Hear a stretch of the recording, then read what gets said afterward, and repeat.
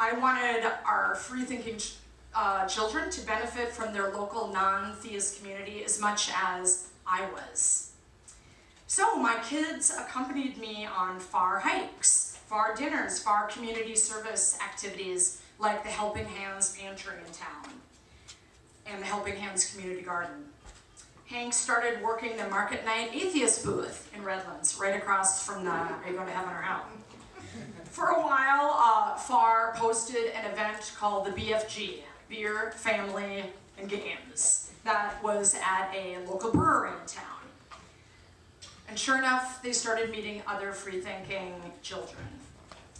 They also attended with me a series that I started called Leaving My Religion, in which members of FAR who grew up believing in God share their waking up stories. As individuals who have never believed, as my sons, it was really important to me that they understand how difficult that journey from drinking the Kool-Aid, so to speak, to reality can be. As someone who's also made the crossover, I am always saying to them things like, you are so lucky you've never spent a day worrying about burning in hell. Like their childhood's been free of that. I can't even imagine. They know that when I was a kid growing up Catholic, I believed the devil was like right under the floor. Didn't matter what floor, the floor. And that he could pop up and grab me, anytime you wanted. But oddly enough, my conception of heaven and purgatory was not much better. Because purgatory for Catholics, I don't even know if other religions believe in purgatory, but purgatory for Catholics is described in very vague terms as a temporary waiting place. And because of that, my young imagination was forced to fill in, the rest. And so what I pictured was a long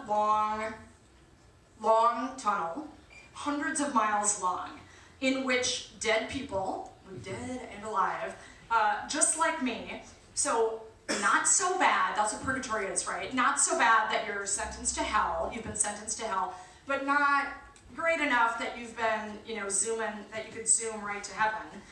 We would just sit slumped against this curved wall, naked, hoping that today would finally be the day that our name would be called and we could go up to heaven.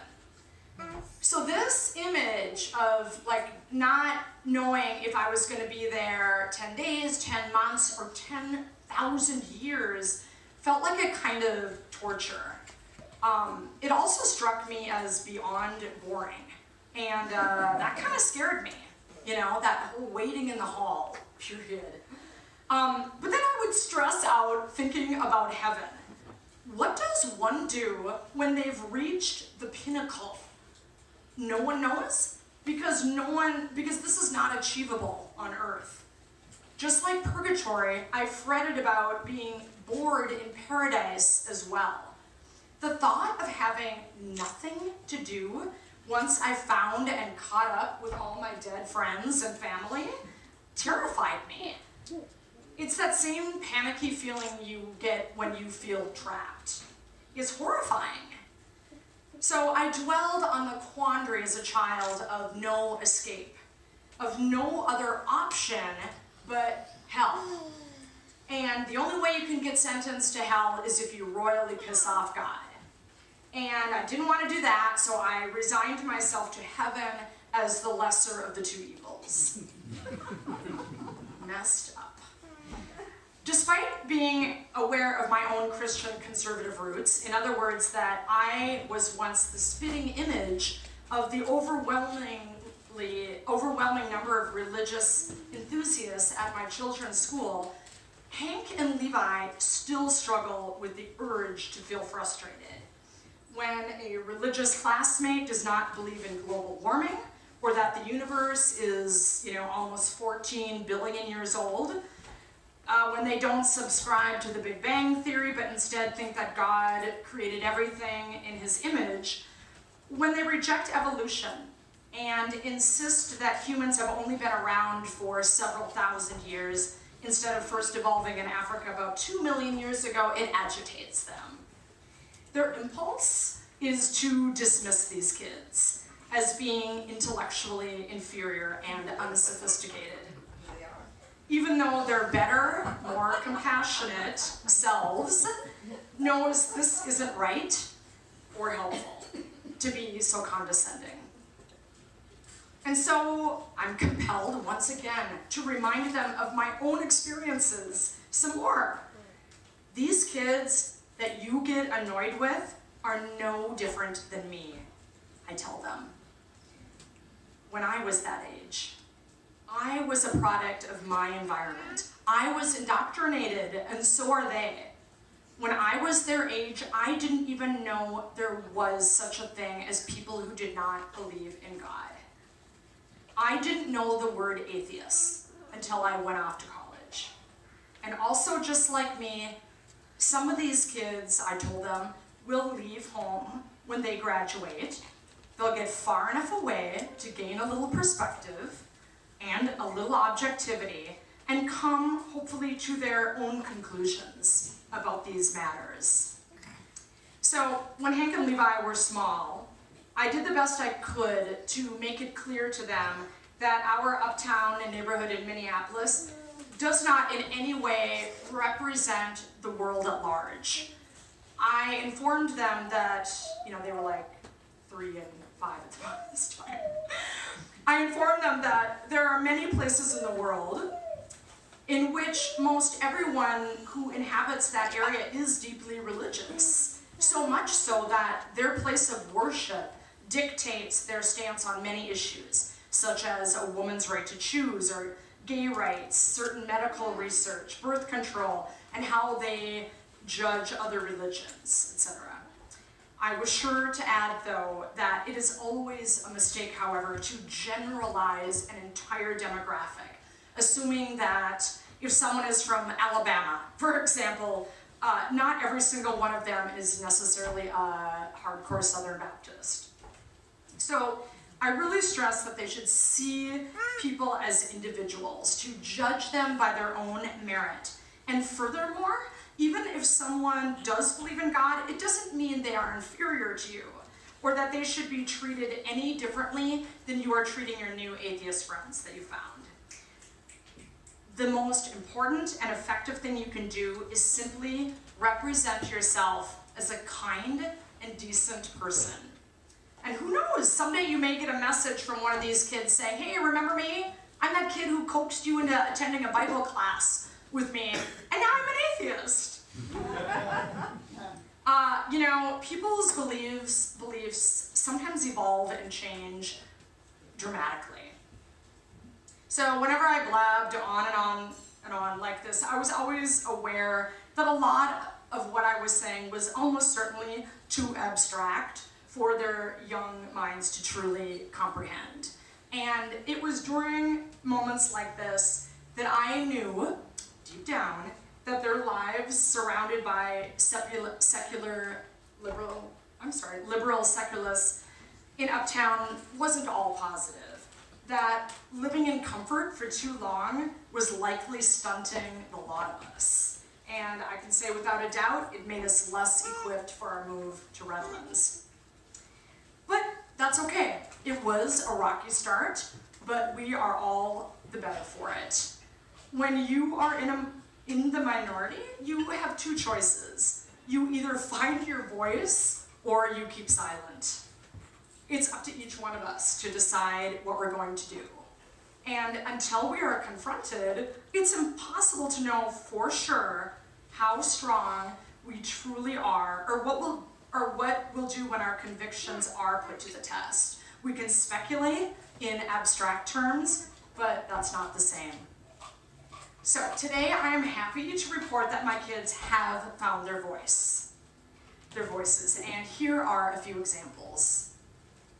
In 2016, after 9 months rehearsing with the Great All-American Youth Circus, Levi, along with the 400 other performers, were ready for an audience. When opening night arrived, the kids who were sitting in the bleachers were all invited by the coordinators to come down from the bleachers for a group prayer. So if you've ever heard of the Redlands Youth Circus, it's a big deal. It's pretty amazing, actually.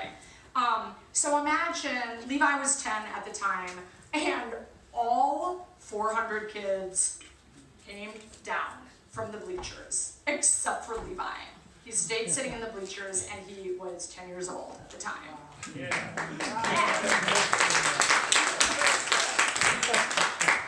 Here's a story about Hank.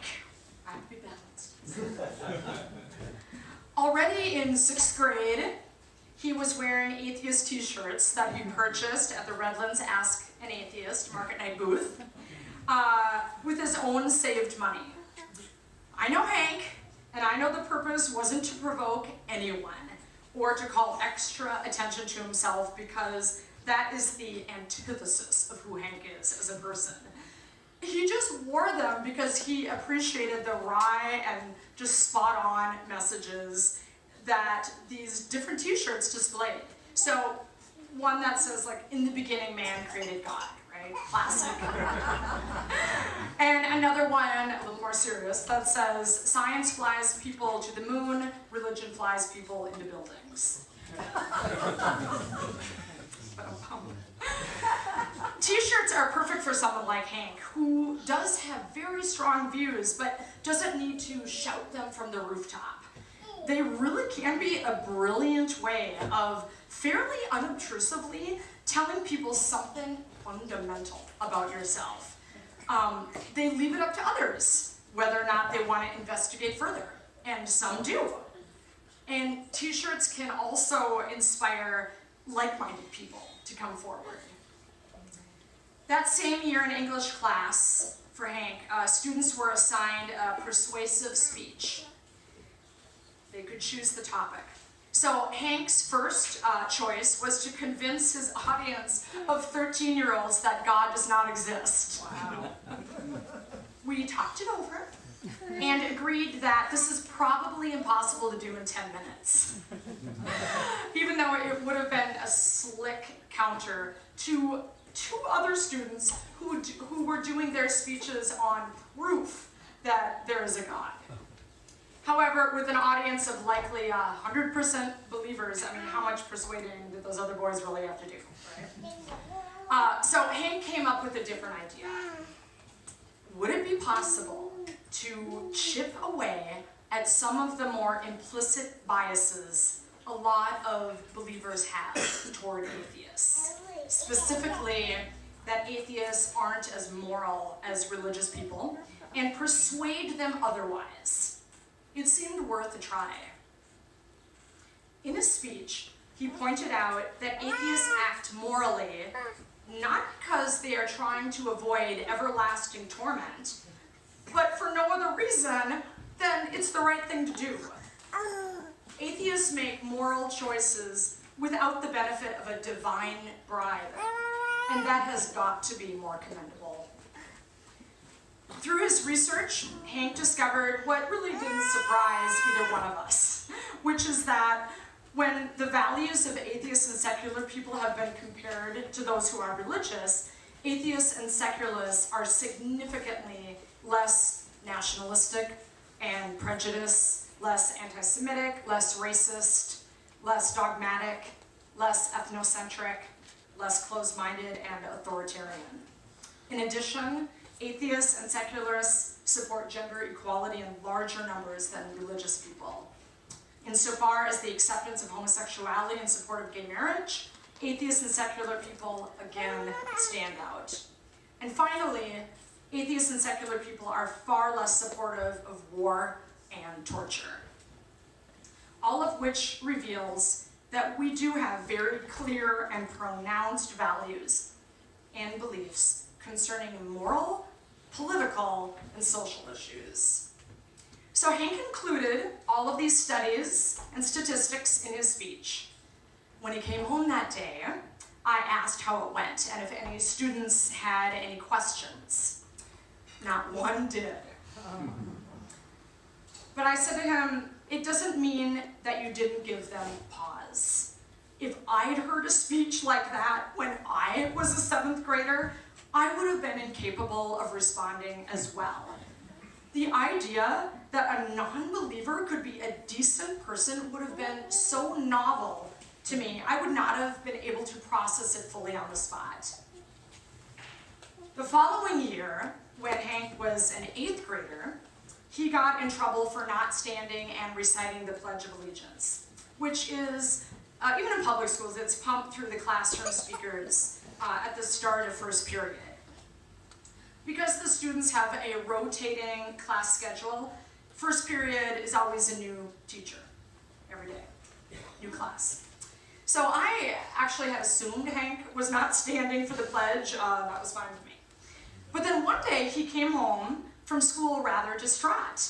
He informed me that during the pledge that morning, his science teacher instructed him to stand. And when he would not, she told him that it was disrespectful and that he would consequently be docked points off his grade. Initially, Hank was afraid of causing a ruckus because he worried about the repercussions, meaning his grades. I assured him that the law was entirely on our side and that it was vital that this teacher be reminded of that. After he told me that he knew of another kid who just happened to be another bass player in the next period after the science class, she was also pressured to stand, and she did, because she did not want her grade affected. So then the importance of calling this teacher out became bigger than just Hank's dilemma. And it made us both wonder, who else is she bullying in this way? So I consulted with a lot of SMART, FAR, and IEAA members, and the consensus was that I should take this matter straight to the principal. And so I did. So this is the gist of what my email said. The following guidelines are clear, I wrote. Schools cannot require students to recite the pledge or stand for the pledge, including standing silently while other students recite the pledge. Number 2, students cannot be required to leave the room while other students are reciting the pledge. They can't be required to obtain parental approval to be exempt from reciting the pledge, nor do they have to explain or justify themselves if they choose not to recite the pledge. Whether or not, I went on, Miss Smith, not her real name, personally feels that my child not standing and reciting the Pledge of Allegiance constitutes an act of insubordination is irrelevant. Her independent, subjective opinion does not or should not carry any authority in this matter. The court holds that forcing students to stand for the pledge constitutes compelled speech and violates the First Amendment. I went on. Of course I went on. If schools have any responsibility regarding the pledge, they should inform students that they have the right not to stand. Kids don't know that they have the right not to stand or participate. Either way, Ms. Smith may not lecture my son about patriotism or respect for the flag if he refuses to stand. She also may not punish him academically as a way to influence him to participate. I concluded my letter by telling the principal that I needed assurance that she would speak to Ms. Smith about what happened that morning between her and my son.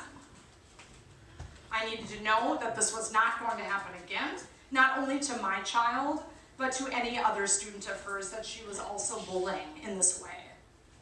I hit send, and Hank and I waited, both in agreement that resolving this issue was going to go a lot more smoothly if we had the principal on our side. Less than an hour passed, and I received a response from the principal, which I thought was quite good. She thanked me for bringing this matter to her attention.